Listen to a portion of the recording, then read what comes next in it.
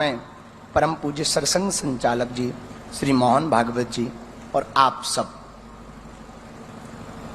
छत्रपति वीर शिवाजी महाराज जब बहुत थक गए युद्ध करते करते, उनको लगा कि हम थक गए, तो एक दिन स्वामी समर्थ रामदास जी के पास गए और उन्होंने अपना मुकुट उतारा और कहा कि हमने बहुत लड़ाइयां लड़ ली, बहुत युद्ध कर लिया, अब कृपा करो कि अब हमें बहुत लड़ना नहीं, अब एक बड़ी दया करो, ये मुकुट संभालो आप, ये राजपाट आप संभालो, आपकी आज्ञा से ही हम चले, अब हमसे चला नहीं जा रहा, अब हमसे युद्ध लड़ा नहीं जा रहा, हम बहुत थक गए, अब हम विश्राम चाहते हैं, अब हम आराम चाहते हैं, अब हम कुछ दिन कुछ करना नहीं चाहते।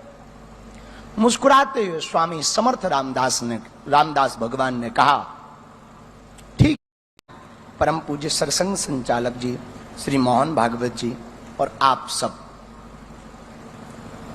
छत्रपति वीर शिवाजी महाराज जब बहुत थक गए युद्ध करते करते, उनको लगा कि हम थक गए, तो एक दिन स्वामी समर्थ रामदास जी के पास गए और उन्होंने अपना मुकुट उतारा और कहा कि हमने बहुत लड़ाइयां लड़ ली, बहुत युद्ध कर लिया, अब कृपा करो कि अब हमें बहुत लड़ना नहीं, अब एक बड़ी दया करो, ये मुकुट संभालो आप, ये राजपाट आप संभालो, आपकी आज्ञा से ही हम चले, अब हमसे चला नहीं जा रहा, अब हमसे युद्ध लड़ा नहीं जा रहा, हम बहुत थक गए, अब हम विश्राम चाहते हैं, अब हम आराम चाहते हैं, अब हम कुछ दिन कुछ करना नहीं चाहते।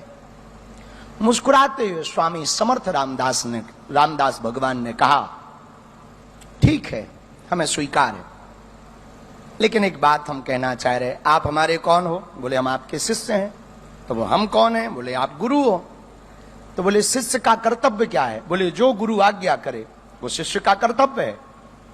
तो स्वामी समर्थ रामदास जी ने मुकुट उठाया और उनके सिर पर रखा, बोले आज से मेरा राज्य है, मैं चलाऊंगा, पर आज्ञा तुम्हें है, तुम्हें संचालन करना है।